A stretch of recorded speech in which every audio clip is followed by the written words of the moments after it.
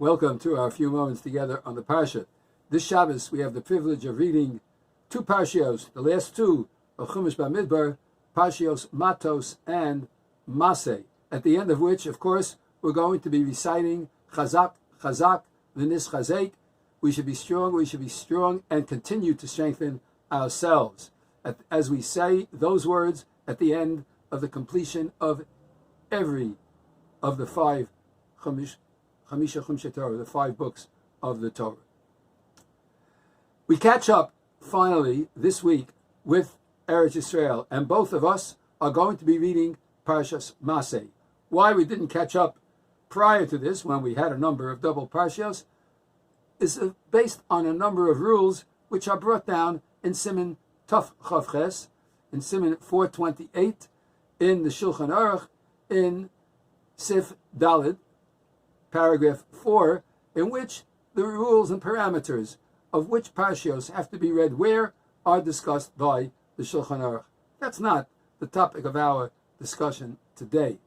It should be noted that when we catch up together with the readings of the Torah in Eretz Yisrael, and we in Chutz La'aretz read the same Parsha, we're going to be reading words at the end of Parshas Masei that have in them a deep-seated message.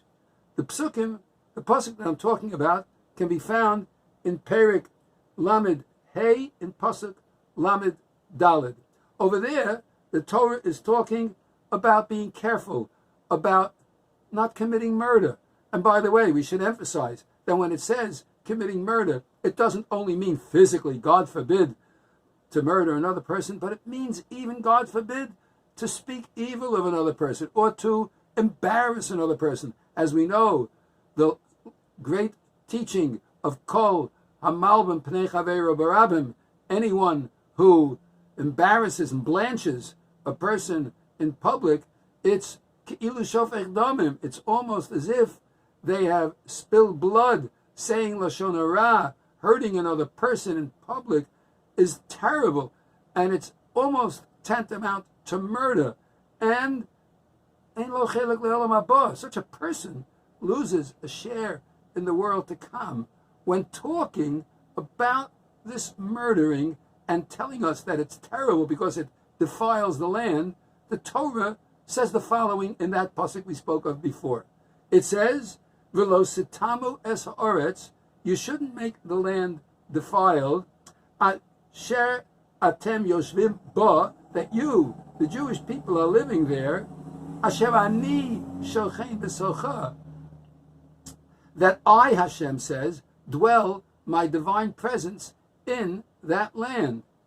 That would have seemed to be enough, but the pasuk continues, and it says, Ki ani Hashem shochein b'soch b'nei Yisrael, because I am Hashem, he says in the pasuk, that dwells amongst the Jewish people. So at the beginning of the pasuk, we find that Hashem says that I dwell b'soch, Hashem ani shochein b'socha, that I dwell in the land.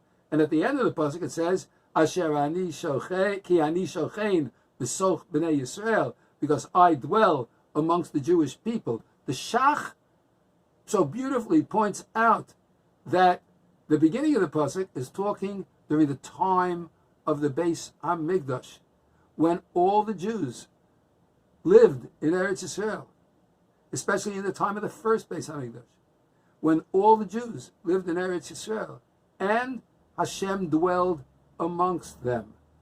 But when we are in exile, and we are no longer in the land, Hashem says, I want you to know, don't give up. It's not the end.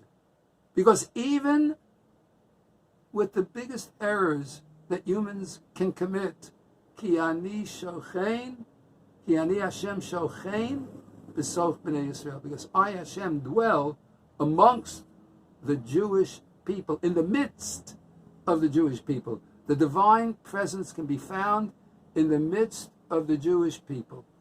This is a tremendous amount of chizuk.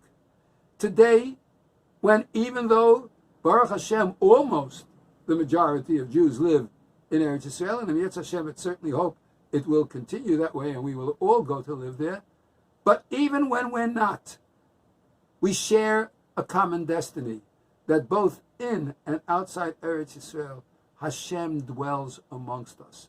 We continue to be united in that Hashem dwells amongst us. And this pasuk is read on the Shabbos, that we unite together, both Eretz Yisrael and Chutz La'aretz. Hashem dwells amongst us.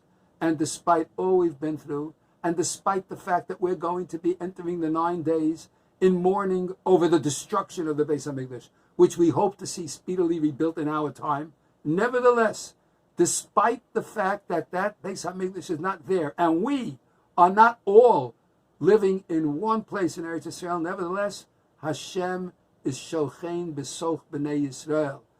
Hashem dwells amongst the Jewish people. Chazak, v'nis chazek. This gives us a tremendous amount of chizuk, a tremendous amount of strength, even though we've gone through close to 2,000 years of exile. And that exile has not been pretty. It's been a litany of persecution, of torture, of terror, of horror.